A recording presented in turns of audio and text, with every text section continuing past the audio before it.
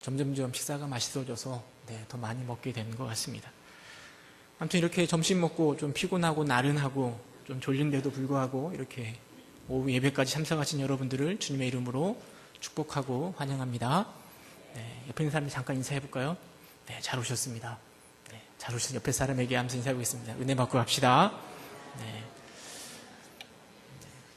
저는 새가족부를 담당하고 있는 노시정 목사라고 합니다. 제가 왜 이렇게 소개를 하는가 하면 오늘 이야기가 다른 이야기가 아니라 우리 새가족들 이야기를 여러분과 함께 나누고 싶기 때문입니다.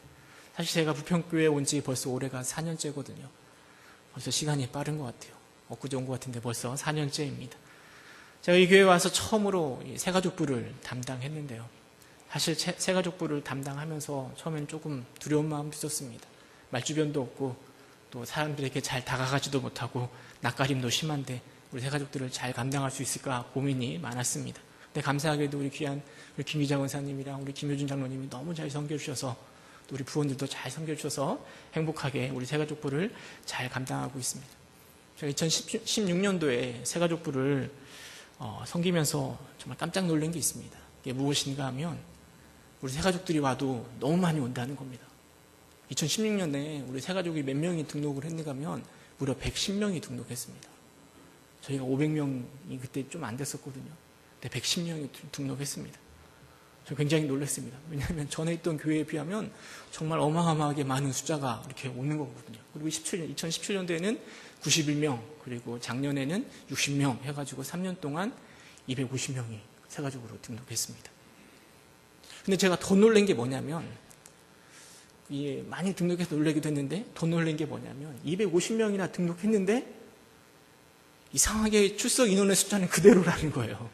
250명이나 되는 그 많은 사람이 등록을 했는데 다행스럽게 처음 왔을 때는 한 480명, 90명 그 선이었는데 올 초에 이제 530명 그 정도 이렇게 오긴 하더라고요. 그래서 한 3, 40명이 늘긴 했는데 그래도 250명이 등록했는데 저는 한 600명 되고 1000명 금방 갈 줄 알았습니다.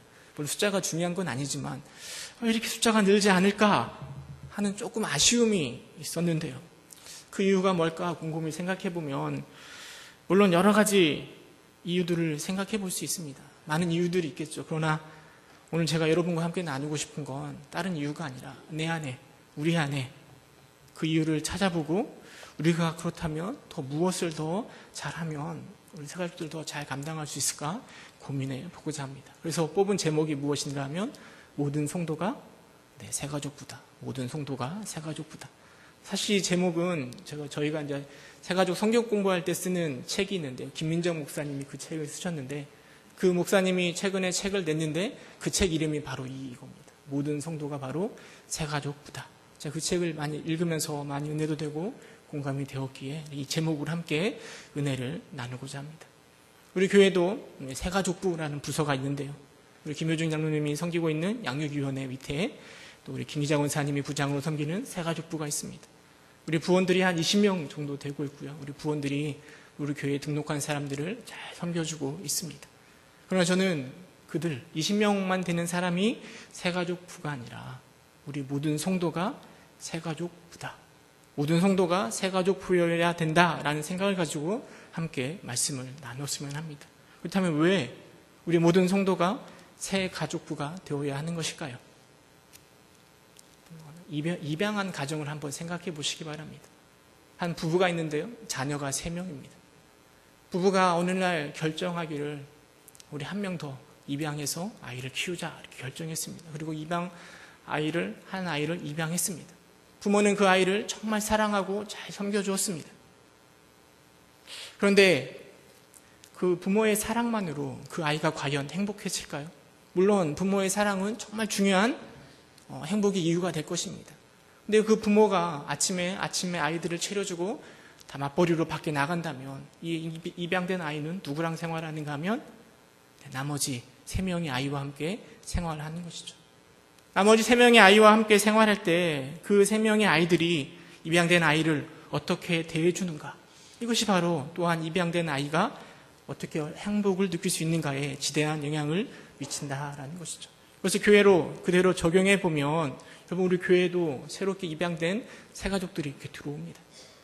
이사를 해서 교회로 옮기다든지 아니면 가족들이 친구가 전도해서 아무튼 교회로 오든지 많은 우리 새가족들이 교회로 들어옵니다. 새가족들을 우리 목사님이나 또 새가족 부원들은 정말 사랑하고 잘 섬겨줍니다. 그런데 그들이 교회에 잘 적응하는가, 또 교회에서 행복감을 누리는가, 그것은 단순히 새가족부나 또 교육자가 사랑해준다라고 해서 느끼는 것이 아니라 더 중요한 건 그 새가족들이 교회에 나오고 예배에 참석하고 식당에서 식사를 하고 또 차를 대고 교회를 오가면서 만나는 사람들은 교육자나 또 새가족부가 아니라 어쩌면 모든 성도일 수도 있다라는 겁니다. 입양된 아이가 그 자녀들과 어떤 관계를 형성하느냐에 따라 행복감을 누릴 수 있는 것처럼 동일하게 우리 교회에 새롭게 오신 분들은 물론 교육자의 사랑 또 새가족부원들의 사랑도 중요하지만 모든 성도가 그들을 어떻게 대해주냐에 따라서 그들이 교회에 잘 정착하고 또 그 안에서 행복을 누릴 수 있다라는 것이죠. 저는 개인적으로 물론 교육자나 우리 새가족 부원들이 이 새가족들을 섬기는 것도 중요하지만 그보다 오히려 더 우리 모든 성도들이 어떻게 우리 새가족들을 대하는가, 이것이 더 중요하다라고 생각되어집니다. 왜냐하면요, 여러분 한번 생각해 보시기 바랍니다. 여러분들이 만약에 서울로 이사를 가서 교회를 옮겨야 된다라는 상황이 될 때요, 여러분들은 어느 교회로 출석하시겠습니까? 어떤 교회로 출석하시겠습니까? 사실 교회를 옮기고 새로운 교회에 등록하여 이렇게 다닌다라는 건 결코 쉬운 일이 아닙니다. 새가족부를 섬기다 보면 얼마나 교회를 하나 정하는데 많이 고민하고 결정하는가를 금방 알 수 있습니다. 먼저는 주변의 교회를 다 돌아보는 거예요. 교회를 결정할 때. 부평 동북교회만 오는 게 아니라 부광교회도 가보고 중앙교회도 가보고 저기 어디죠? 큰 교회? 주한 장로교회도 가보고 다 둘러보고 목사님 설교가 어떤가? 찬양대는 어떤가? 교회 분위기는 어떤가? 우리 교회랑 우리 집과의 거리는 어떤가? 이런 것들을 꼼꼼히 살펴본 후에 고민하다가 교회를 결정합니다. 정말 힘들게 결정하는 것이죠. 등록하시는 분들은요, 정말 용기 내서 등록하시는 겁니다. 요즘에 많은 분들은요, 교회를 결정하고도 등록하지 않고 그냥 이렇게 출석하는 경우도 많이 있거든요. 근데 여러분, 그렇게 어렵게 힘들게 정한 교회를 떠날 때는 어떤 이유로 떠날까요? 어떤 이유로 교회를 떠나게 되는 걸까요? 갑자기 우리 목사님의 설교가 마음에 안 든다거나, 찬양대의 찬양이 좀 마음에 성에 차지 않는다거나, 식당의 밥맛이 갑자기 떨어져서 교회를 떠날까요? 그런 이유는 거의 없습니다. 대부분 어떤 이유로 교회를 떠나는가 하면 성도와의 아주 사소한 관계 속에서 교회를 떠나는 경우가 굉장히 많이 있습니다. 식당에서 밥을 먹고 있는데 갑자기 끼어든 새치기 하는 그런 사람들, 차를 주차했는데 전혀 양보하지 않는 어떤 사람, 툭 치고 지나가는데 미안하단 말도 안 하고 지나가는 아주 사소한 일들로 인하여서 그 마음이 떠나는 경우가 참 굉장히 많다라는 겁니다. 어떤 분이요, 정말 큰 마음 먹고 교회에 참석하기로 결단을 했습니다. 11시 예배인데요, 정말 좀 더 빨리 와서 10시 30분에 교회를 도착했습니다. 더 예배를 잘 드리고 싶은 마음에 앞쪽으로 앉았습니다. 조금 있으니까 어떤 연세 많으신 분이 와가지고 이야기하기를, 그 자리는 제 자리인데 좀 비켜주시겠어요? 이렇게 말한다라는 거예요. 그 사람 좀 마음이 속상했지만 또 연세가 많으신 분이 얘기하시니까 자리를 옮겼습니다. 좀 있다가 어떤 분이 와서 툭 치면서 얘기하는데, 여기는 헌금위원석입니다. 다른 데로 가주세요. 이렇게 얘기를 했다는 거예요. 그 이야기를 들은 새가족이 마음이 크게 상한 거예요. 아니, 무슨 교회가 자기 자리가 어딨어, 먼저 오면 앉으면 그 자리가 자기 자리인 거지 하는 생각이 들어서 그 다음부터는 교회를 안 나간다는 거예요. 여러분, 물론 교회를 지켜달라고 하신 분들이, 교회를, 자리를 비켜달라고 하신 분들이요, 무슨 악의가 있거나 그 사람이 교회를 나갔으면 하는 마음으로 그렇게 말하는 것은 결코 아닐 겁니다. 우리 늘 그렇잖아요. 앉은 자리에 꼭 앉잖아요. 그것 때문에 그냥 이야기하는 것이고, 헌금위원석 따로 있는데 그냥 그 이야기한 것인데, 근데 그것들이 어떤 사람에게는 교회를 옮기고 싶은 마음을 품게도 한다라는 것입니다. 뿐만 아니라 이렇게 한번 생긴 이미지들은요, 그 사람으로 하여금 교회 문턱을 넘는 데 큰 걸림돌이 되기도 합니다. 제가 여동생이 2명이거든요. 제가 첫째고 밑으로 이제 여동생이 2명 있는데요. 바로 밑에 여동생은 교회를 잘 다닙니다. 근데 막내는 교회를 잘 안 다니거든요. 네. 유초등부까지는 잘 같이 다녔었는데 어느 날부터인가 교회를 안 나갑니다. 왜 교회 안 나가냐 물어보면 꼭 그 얘기를 합니다. 그 어린 여동생이요, 집 앞에서 배드민턴을 쳤는데요, 그 배드민턴 공이 저희 앞집으로 떨어졌대요. 그래서 여동생이 배를 누르고 문을 열어달라고 했는데 그 집주인이 문을 안 열어줬대요. 근데 중요한 건 뭐냐면 저희 앞집에 누가 사셨는가 하면 제가 다니던 교회에 담임 목사님 계셨거든요. 문을 안 열어주다 해가지고 그것 때문에 교회를 안 나간다는 거예요. 저는 그 상황이 어떤 상황인지 자세히는 알지 못합니다. 근데 그 이후에 계속 야 교회 가자, 너 교회 가야지. 그럼 항상 그 얘기를 하는 거예요. 아니 문도 안 열어주는 목사님이 있는데 어떻게 교회를 가냐고 그 얘기를 항상 하는 거예요. 나중에 생각해보면 사실 그건 핑계지나지 않습니다. 그냥 가고 싶지 않은 마음을 그렇게 방어벽을 치는 거죠. 뿐만 아니라 그렇게 한번 생긴 이미지가, 상처 입은 이미지가 나중에 교회의 문턱을 넘게 하는데 큰 걸림돌이 될 수도 있다라는 것입니다. 저 동생 설득하는데 굉장히 힘들었습니다. 나중에는 여동생이 얘기하더라고요. 제가 목사 되면 가겠다고. 근데 그 약속도 안 지켰어요. 목사 됐는데 안 가다가 나중에 결혼하고 이제 좀 다니다가 요즘엔 둘째 낳고 좀 힘들다고 지금도 안 다니고 있다고 하는데요. 우리에게는 아무것도 아니고 너무나 사소한 것일 수도 있지만 때로는 그 모습이, 때로는 우리의 조그만 그런 모습이 한 영혼을 교회를 떠나게 하기도 하고 또 그런 이미지가 교회의 문턱을 넘는데 크게 방해거리가 될 수 있다라는 생각을 우리가 가져볼 필요가 있습니다. 예수님이 무슨 말씀을 하셨는가 하면 연자맷돌 이야기를 하셨습니다. 기억나시죠? 어떤 사람이 연자맷돌을 차야 된다고요? 한 영혼을 실족해 하면 차라리 연자맷돌을 목에 달고 바다에 빠뜨리는 게 더 낫다 이야기합니다. 물론 저는 우리가 새가족들을 섬김에 있어서 그 연자맷돌이 무서워서 그들을 사랑으로 섬겨야 된다 그렇게 말씀드리고 싶지는 않습니다. 천하보다 귀한 것이 바로 한 영혼이라 말씀하시고 그 영혼을 우리 주님이 사랑하시기 때문에 우리들도요, 모든 성도가 한 영혼을 그렇게 사랑으로 대할 수 있기를 간절히 소망합니다. 그렇다면 여러분, 모든 성도가 새가족부라라고 이야기할 때요, 그럼 어떻게 하면 우리가 새가족부처럼 새가족들을 섬길 수 있을까요? 우리가 어떻게 대하는 것이 과연 하나님께서 기뻐하시는 방법일까요? 오늘 본문에 보면 1절에 이렇게 이야기합니다. 우리 1절 말씀 함께, 2장 1절 말씀 함께 읽어보겠습니다. 시작.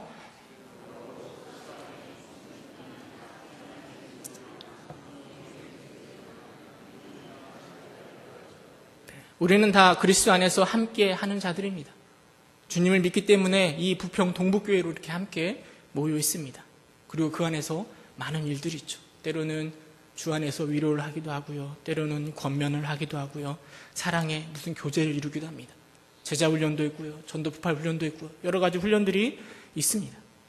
그런데 바울은 그것 훈련 자체, 모임 자체, 위로 자체, 그것보다 더 중요한 게 있다고 이야기합니다. 2절부터 4절까지 나오는데요, 바울이 강조하는 건 무엇인가 하면 그런 것들 위에 우리가 어떠한 마음으로 그것들을 감당하고 있는가, 어떤 자세와 태도로 그것들을 하고 있는가를 강조하고 있다는 거죠.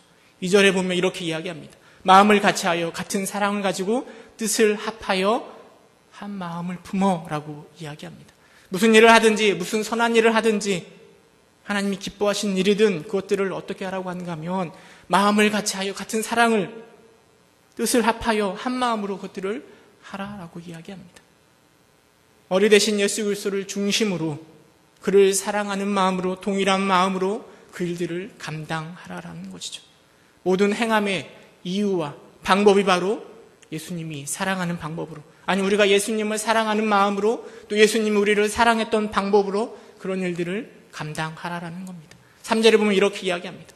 아무 일에든지 다툼이나 허용으로 하지 말고 오직 겸손한 마음으로 각각 자기보다 남을 낮게 여기고 라고 이야기합니다. 그런 것들을 할 때 교회 안에 어떤 교제나 위로나 여러 가지 일들을 할 때 다툼이나 허용으로 하지 말라라고 이야기합니다. 그러니까 내가 교회를 섬기는 그 모습들을 통해서 나를 세우거나 나를 증명하거나 내가 어떤 사람인가를 보여주기 위해서, 인정받기 위해서 그런 것을 하지 말고 오직 겸손한 마음으로 가장 낮은 자세의 모습으로 그런 일들을 감당하라. 섬김의 마음으로 그것들을 감당하라 이야기합니다. 그리고 4절에는 이렇게 이야기합니다. 각각 자기 일을 돌볼 뿐더러 또한 각각 다른 사람들의 일을 돌보아 나의 기쁨을 충만케 하라. 내 일들만 돌아보지 말고, 내가 하는 것들만 바라보지 말고 다른 사람들을 돌아보라는 거죠. 주위의 사람들을 돌아보라는 거죠. 이웃 사랑하기를 내 몸처럼 사랑하라. 예수님이 말씀하셨는데 이게 바로 그 의미 아니겠습니까? 내가 하는 일들에만 빠져있지 말고 주변의 다른 사람들을 생각해 보아라. 여러분, 이게 바로 교회의 모습입니다. 무엇을 하는가 중요하죠. 그러나 그 무엇을 어떻게 하느냐, 어떠한 마음으로 하느냐, 바울은 빌립보 교회에 그 마음을 이야기해 주고 있고, 어떤 위로나 사랑의 교제나 그 모든 것들을 이렇게 그리스도의 마음으로, 예수의 마음으로 하라라고 말하고 있습니다. 저는 특별히 이 말씀을 새가족 구원으로서 모든 성도가 이런 마음으로 우리 새가족들을 섬겨야 되지 않을까 생각되어집니다. 예수님의 마음으로, 바울이 말했던 그 마음으로 그 새가족들을 품어야 된다라는 것이죠. 구체적으로 두 가지만 더 말씀을 드리면요, 우리가 새가족들을 섬길 때 우리가 먼저 생각해 볼 것은, 우리가 그들을 바라볼 때 너무 교회 중심적으로 우리 새가족들을 이해한다라는 겁니다. 나 중심으로, 때로는 교회 중심으로 누군가를 대하는 것이 때로는 큰 문제가 될 수 있습니다. 왜냐하면 우리가 만나는 새가족들의 상황과 형편을 우리가 알지 못하기 때문입니다. 그것들을 제대로 알지도 못하면서 내 생각, 나 중심으로, 교회 중심으로 하다 보면 우리가 크게 실수할 수도 있다라는 것이죠. 어떤 목사님이 들려주신 이야기인데요, 한 성도가 새가족으로 등록을 했습니다. 그런데 그 성도에게는 아픔이 있습니다. 이혼한 아픔이 있는 것이죠. 이혼한 지 얼마 되지 않아 그 마음의 상처가 굉장히 컸습니다. 그럼에도 불구하고 신앙 안에서 그것들을 극복해보고자 새롭게 등록한 교회에 열심을 다하여 출석하였습니다. 구역이 편성되었고요, 구역과 함께 구역 모임을 할 때 내 아픔을 나눔으로 더 친밀해지고 싶은 마음 가운데 이혼에 관한 이야기도 함께 나누었습니다. 근데 그 이야기를 들은 구역장님이 마지막에 기도를 하는데 이렇게 기도했다는 거예요. 하나님, 이 성도가 이혼하여 어려움 중에 있습니다.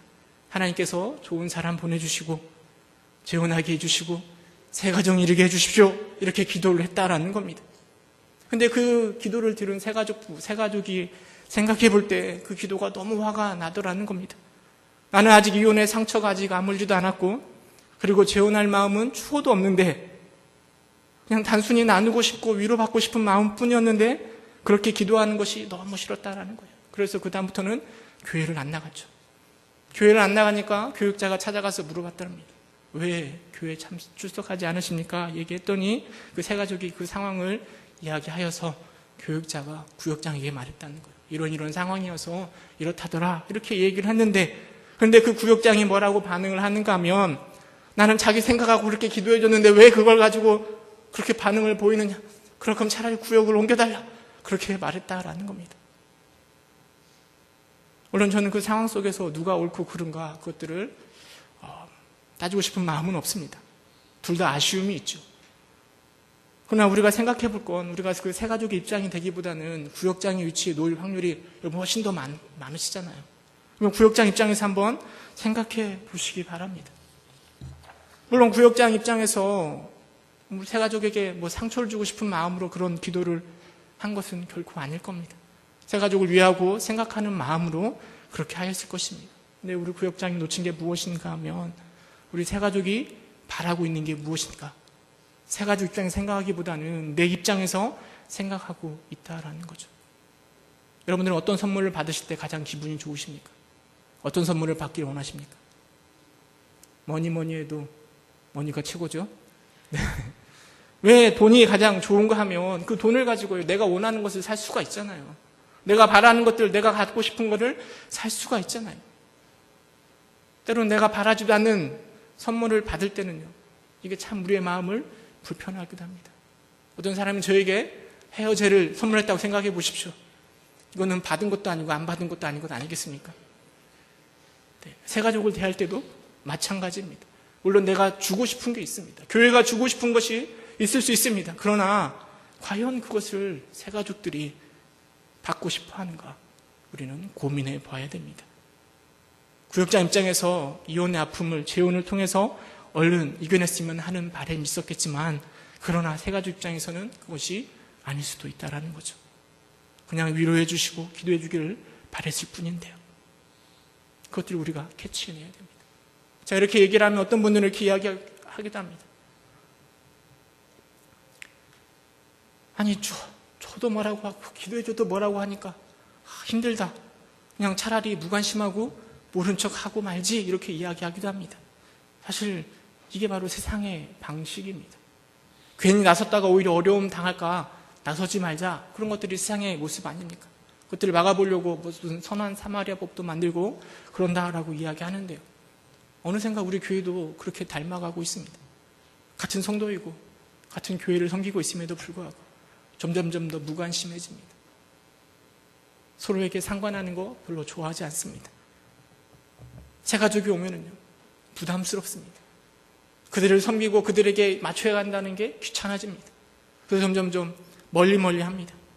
그럼 여러분, 이게 과연 하나님 기뻐하시는 교회의 모습일까요? 여러분, 예수님의 사랑을 따르고 있는 우리 교회는 달라야 하지 않을까요? 바울이 말했던 것처럼 늘 겸손한 마음으로 나를 낮게 여기고 그리스도의 사랑으로 한 마음으로 한 뜻으로 섬기는 것, 나뿐만 아니라 다른 사람을 돌보는 것, 이게 바로 교회의 모습 아니겠습니까? 내가 주고 싶은 것, 이것이 중요한 게 아니라 상대가 무엇을 받기를 원하는가, 무엇을 원하는가 민감하게 반응할 수 있는 여러분 되시기를 간절히 소망합니다. 여러분, 이게 바로 새가족부 원으로서 모든 성도가 가져야 될 자세라 생각되어집니다. 새가족을 대할 때 모든 촉을 동원하셔서 저 새가족이 원하는 게 무엇일까 고민해 보시고 자꾸 상대방 입장에서 생각해 보려 할 때, 이게 바로 정말 새가족으로서의 모습, 새가족 부원으로서의 모습이라 생각되어집니다. 두 번째로 생각해 볼 수 있는 것은 우리의 예배, 그리고 우리의 예배를 대하는 우리의 자세에 대해서도 생각해 볼 필요가 있습니다. 어떤 분들은 우리의 예배가 점점점 더 극장화되어 간다라고 이야기합니다. 여러분, 극장화되어가는 교회는 어떤 의미일까요? 여러분, 최근에 극장 가보신 적 있으십니까? 극장.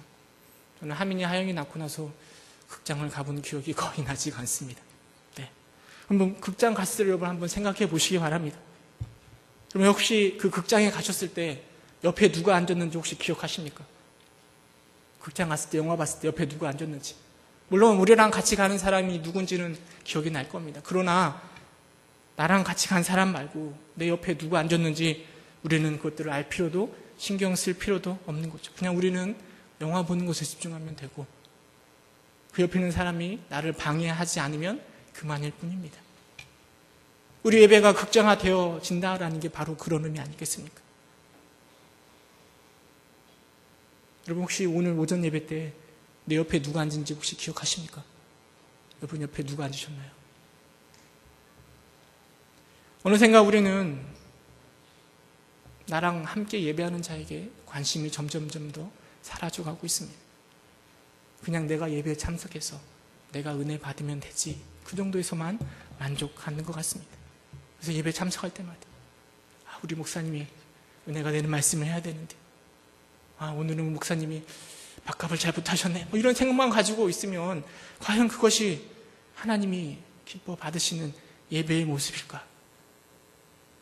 하나님께서 우리를 교회로 함께 모여 예배하라 하신 이유는 여러 가지 이유가 있겠지만, 그 중에 또 하나 가장 중요한 건 아니지만 중요한 이유 중에 하나가 바로 성도의 교제입니다. 물론 오랫동안 교회에 다니셨던 분들에게 있어서 굳이 인사하지 않아도 눈으로만 인사해도 이렇게 통하는 게 있잖아요. 그냥 성도의 교제에 대해서 민감하지 않을 수도 있습니다. 그런데 이 극장화된 예배의 모습이 새가족들을 굉장히 어렵고 힘들게 만든다라는 거죠. 물론 어떤 새가족들은 건들지 마세요, Don't touch me, 이렇게 하시는 분들도 있어요. 하지만 성경 우리에게 분명하게 이야기해 주고 있습니다. 하나님께서 우리로 하여금 함께 교회로 모이게 하신 이유는 나를 돌아볼 뿐만 아니라 다른 사람들을 돌아보게 하려 함이라 라고 바울이 말하고 있습니다.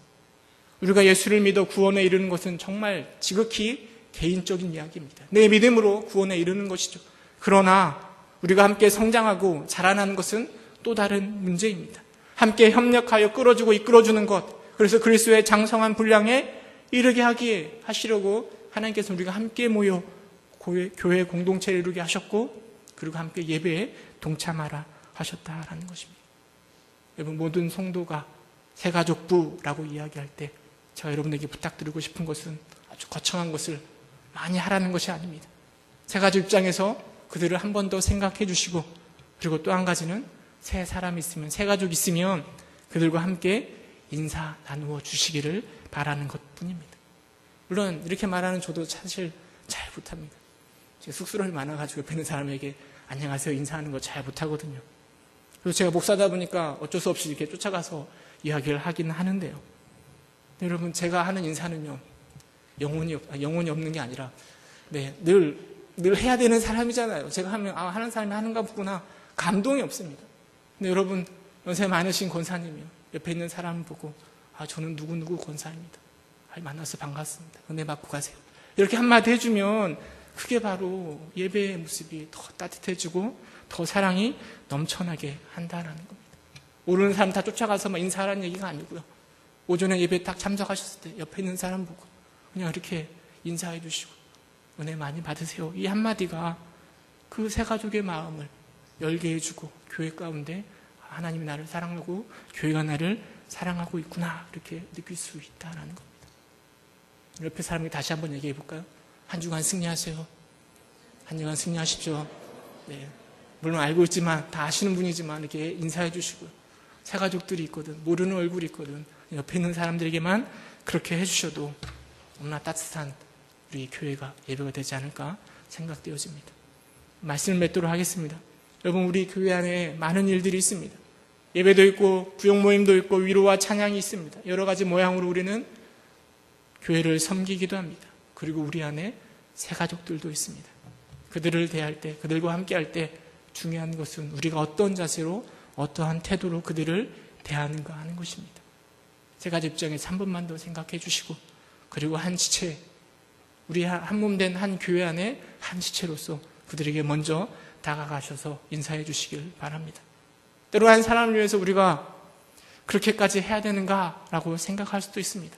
여러분, 우리는 그렇게까지 해야 됩니다. 왜냐하면 한 영혼을 주님이 천하보다 귀하다 말씀하셨기 때문입니다. 누가복음 15장 7절에 보면 우리 주님이 이렇게 말씀하십니다. 내가 너에게 이르노니 이와 같이 죄인 한 사람이 회개하면 하늘에서는 회개할 것이 없는 의인 99으로 말미암아 기뻐하는 것보다 더하리라. 한 사람이요, 한 사람이 회개하는 것이 99명이, 의인인 99명이 하나님을 기쁘게 하는 것보다 더 기뻐하신대요. 여러분, 그 일을 위해서 우리가 도전해야 되지 않겠습니까? 뿐만 아니라 그 새 가족, 새 영혼이 교회로 오기까지 과정을 여러분 조금만 생각해 보시면 우리는 그들을 함부로 대할 수 없습니다. 한 영혼이 마음을 결단하여 교회의 턱을 넘어 교회 예배로 나왔을 때요, 얼마나 많은 사람들이 그를 위해서 기도한지 모릅니다. 사랑하는 가족을 위해서, 친구를 위해서 1년, 2년 아니면 수년을 기도했을지도 모릅니다. 근데 그렇게 어렵게 넘은 교회 문턱을 우리의 사소한 실수 하나로 그 마음이 닫혀버리고 교회에서 화를 내며 나가버린다면 여러분, 우리 주님의 마음이 어떨까요? 전도했던 그 사람의 마음이 얼마나 속상할까요? 여러분, 한 영혼의 가치를 알고 있다라면 그리스도의 사랑을 가지고, 한 마음을 가지고 겸손한 마음으로 나만 돌아볼 게 아니라 다른 사람도 돌아볼 수 있는 우리의 모습이 필요합니다. 바울은 그 모습이 바로 우리 예수 그리스도의 마음이라 이야기합니다. 우리 예수 그리스도의 마음으로 새가족들을 대할 수 있는 모든 새가족부 될 수 있기를 주님의 이름으로 축원합니다. 함께 기도하겠습니다. 은혜가 풍성하신 하나님,